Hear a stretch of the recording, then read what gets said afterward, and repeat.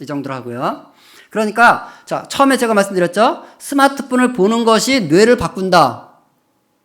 뭐 스마트폰 본다고 뇌가 바뀌어? 근데 이제는 어때요? 스마트폰은 뭘 하냐가 뉴런과 시냅스의 생성 연결의 모양을 바꾼다, 안 바꾼다? 바꾸는 거죠. 이제 이해가 되시죠? 근데 오락실이 지어진다는 게 뭘 의미하는 걸까요?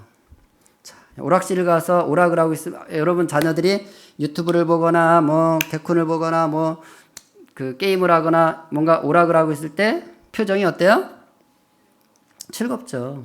저 오락실이 지어진다는 것은 기본적으로 우리 두뇌에 오락실이 지어진단 말은 이런 뜻이에요.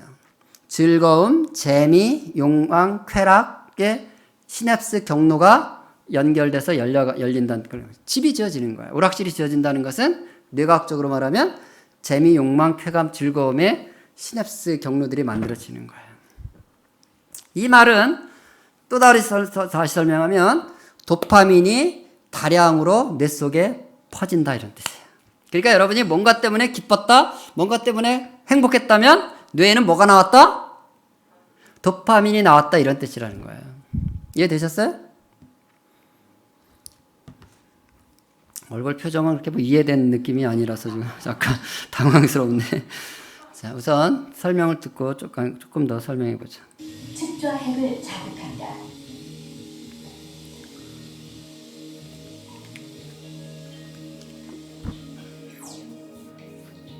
측좌핵에서는 엄청난 양의 도파민이 분비되며 뇌 전체에 영향을 미친다.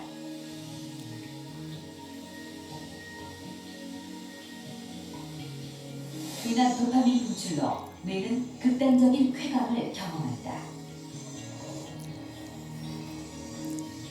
이런 강렬한 쾌감이 반복될수록 도파민 수용체의 기능은 떨어진다.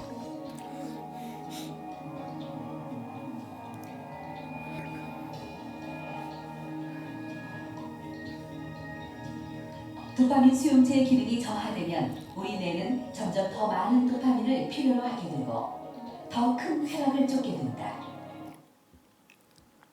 자, 우리 뇌에 대한 설명을 잠깐 들었는데 첫 번째는 영상의 자극을 아이들이 게임을 하든 영상을 보면 자극을 받으면 뇌는 그 자극이 어디로 가냐면 측자핵으로 가는 거야.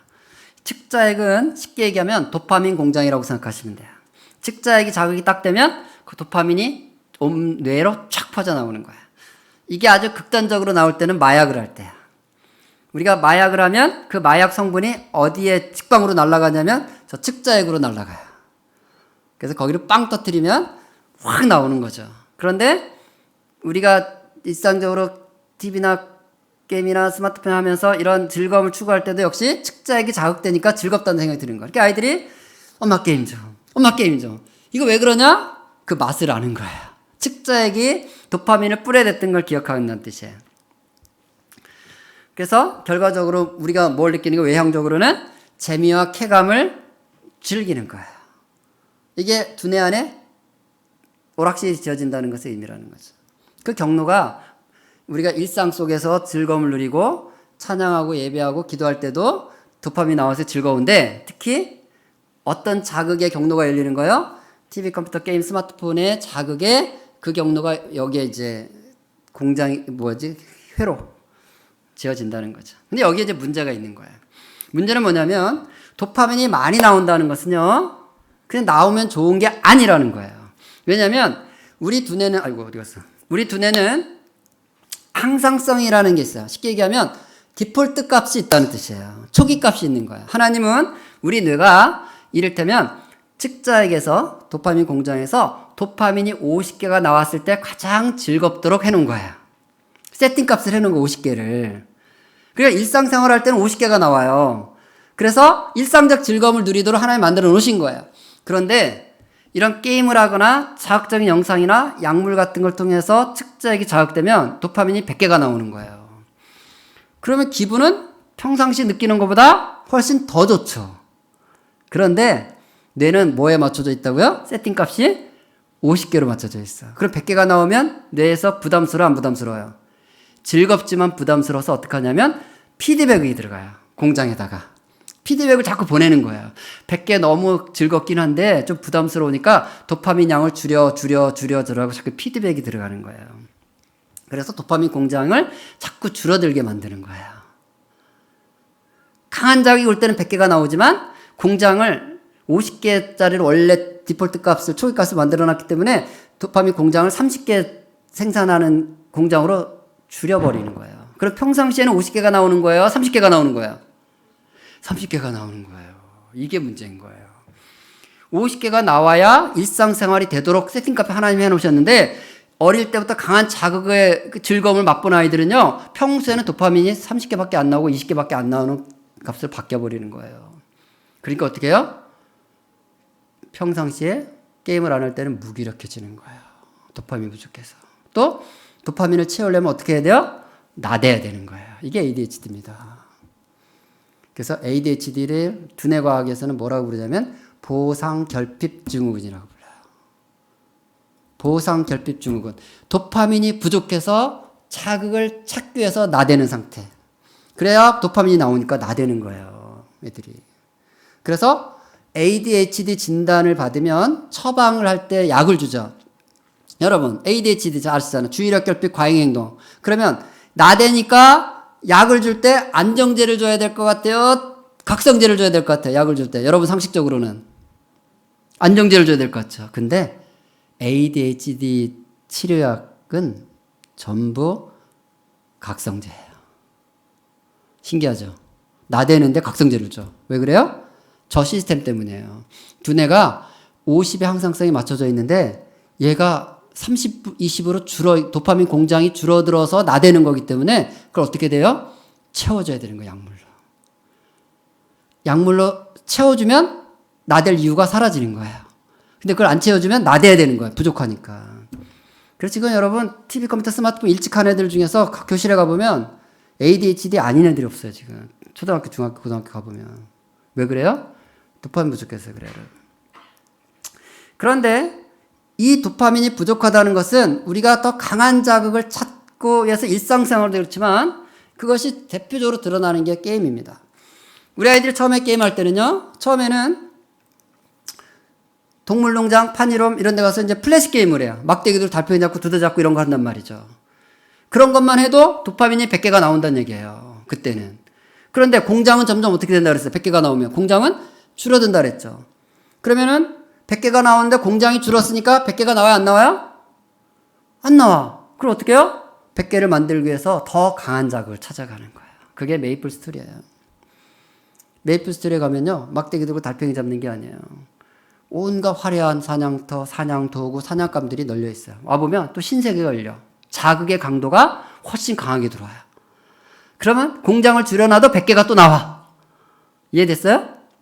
공장이 줄었지만 더 강한 자극이 들어오니까 100개가 다시 나와. 근데 뇌는 어떻게 계속 피드백을 줘야 안 줘요? 측자에게다 계속 피드백을 줘. 그러니까 또 공장이 좀 줄어. 그러면 또 메이플 스토리 3, 4년 하다 보면 이게 공장이 더 줄어가지고 100개가 나와요? 안 나와요? 안 나와요. 그럼 어떻게 해야 돼요? 메이플 가지고는 100개가 안 나오니까 어떻게 해요? 또 옮겨가는 거예요, 여러분. 그리고 옮겨가다 보면 이제 가는 곳이 이런 곳이에요. 배그라는 게임이에요, 배그. 배틀그라운드. 요즘 초등학생들이 가장 많이 하는 게임. 여러분, 여기에 들어가면요, 이것도 완전 실사예요, 실사. 아까 보는 것처럼 이런 애니메이틱한 존재가 아니라 완전 사람, 완전한 총, 완전한 상대방.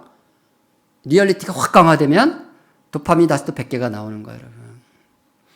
근데 초등학생이 벌써 저런 게임을 한다는 얘기는 도파민 공장, 측자액이 너덜너덜해졌다 이런 뜻이에요, 여러분. 제가 초등학교 교실에 가서 수업할 때 아이들에게 얘들아 너희들 카트라이더 하는 친구들 있니? 이렇게 물어봐요. 카트라이더 자동차 레이싱 게임이에요? 그럼 애들이 막 화를 내요, 화를. 선생님 우리가 무슨 유딩이에요? 시시하게 그런 게임 막 소리 질러 저한테. 유치하게 그런 걸 어떻게 하냐는 거예요. 왜? 그런 거 하면 도파민 나온다 안 나온다? 안 나와. 이미 다 망가졌다는 뜻이에요, 여러분. 여러분 자녀가 게임 중독인가 걱정되시는 분들, 여러분 자녀가 대학생인데 피파 축구 게임 있거든요. 우리 애는 대학생인데 축구 게임만 해. 그러면 걔는요, 뇌는 초등학생처럼 순수하다고 생각하시면 돼요. 실제로 축구만 해도 재미가 있는 거예요. 도파민이 나오는 정도인 거예요.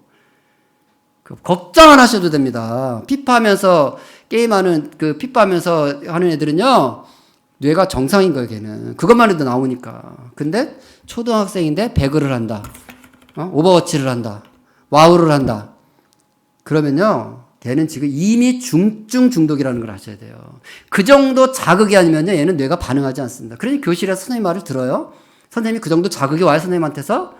자는 거예요. 시시하고 재미없고 욕구가 안 생기고 동기가 없는 거예요. 학원 가서 자는 거예요. 그리고 언제만 뇌는 깨어나요? 그 정도 도파민 양을 분출해주는 자극이 올 때만 깨어나는 거예요. 이미 초등학생인데 그런 애들이 너무 많습니다, 지금. 이 산성교회도요, 여러분들 모르셔서 그렇지, 초등부, 중등부, 고등부 조사해보세요. 7, 80% 이런 게임하고 있습니다, 지금. 근데 우리 모르는 거예요, 그냥. 애가 정상인 줄 아는 거예요. 그러니까 이상한 짓 자꾸 하죠. 당연히 이게 안 맞는데, 오락실이 가득 차 있는데, 근데 우리는 멀쩡한 줄 아는 거예요, 지금. 물론 개인적으로 소갈이 엄청들 하시죠. 저한테도 엄청 상담 요청하십니다. 그것 때문에 힘들다고. 근데 뇌에 문제가 있다는 생각도 안 하세요. 여러분, 이런 현상들은 다 두뇌 문제입니다. 두뇌에 오락실이 지어진다는 것은 비유가 아니에요. 그 경로가 뇌에서 활성화돼서 만들어져 변해가고 있는 거예요, 지금.